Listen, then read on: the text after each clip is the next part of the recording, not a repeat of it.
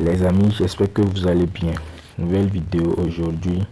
Nous allons parler un peu de la première partie de saison du Barça et aussi du fait que est-ce que le Barça doit virer Xavi s'il veut remporter des trophées cette saison.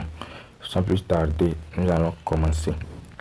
D'abord, au début de la saison, le Barça faisait une saison, je peux dire, pas mal.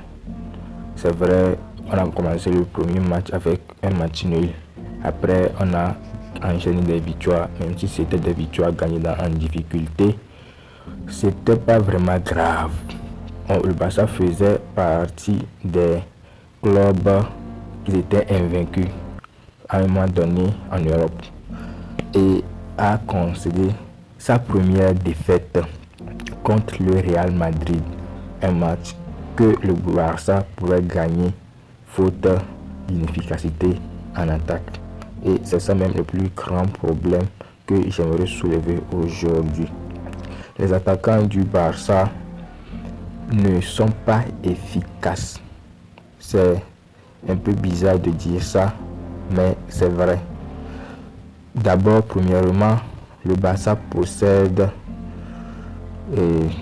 en Europe, le Barça est l'équipe qui se crée le plus d'occasions, même si des fois on se plaint par rapport à l'animation dans le jeu et tout. Le Barça est l'équipe qui se procure le plus d'occasions. Mais malheureusement, c'est ce même Barça qui est l'équipe qui loupe le plus d'occasions. Vous voyez? Et ça nous a coûté des matchs, beaucoup de matchs. Sinon, actuellement, on est quatrième. On ne devait pas être quatrième. Mais ce que moi je voulais soulever, c'est le cas Rafinha et Lewandowski.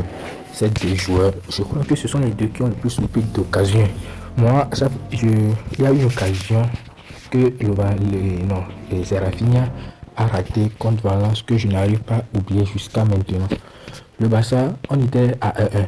Et puis, Rafinha, il fait de très bons appels, mais il rate ses contrôles. Ou bien, je sais pas, il fait du n'importe quoi après. Je me souviens de ce match où il était face à face au gardien et il a tiré le ballon sur le gardien. Et puis, le lendemain, j'ai vu Arsenal jouer.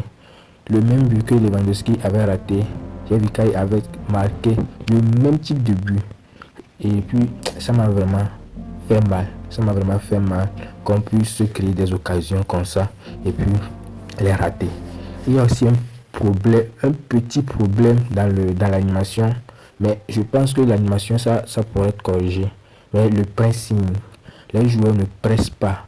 Nos milieux, on a des milieux qui sont bons avec le ballon, mais sans balle, ils sont pas du tout bons. Et c'est inquiétant, vraiment inquiétant, parce que nous ne pouvons pas avoir durant tout le match la balle. Il y a des moments forts, des temps faibles dans un match et tout. Donc moi, il y a aussi un petit problème de défense qu'on n'avait pas l'année dernière, mais qu'on se retrouve à avoir cette année. En moitié de saison, nous avons déjà encaissé 21 buts, alors que l'année passée, sur toute la saison, nous avons encaissé, je crois, si je ne me trompe pas, 20 buts. Donc vous voyez déjà la différence par rapport au problème de défense. Maintenant, je veux dire, est-ce que Xavi doit partir? Selon moi, pour le moment, je ne crois pas que le départ de Xavi sera la solution à notre problème. Pourquoi je dis ça? Parce que ce n'est pas la faute de Xavi si les attaquants comme Lewandowski ou Rafinha ratent des poteaux. Ce n'est pas que je pointe du doigt Lewandowski et Rafinha seulement. Il y a aussi les Gundogan, les Pedri, et tous ils sont concernés, même le coach. Donc moi je pense que on va laisser à Xavi jusqu'à la fin de la saison. Vous voyez, si lui-même il a dit que s'il ne remporte pas de trophée, il va partir. Espérons qu'ils vont corriger les choses pour que nous puissions faire une très bonne saison et cette saison.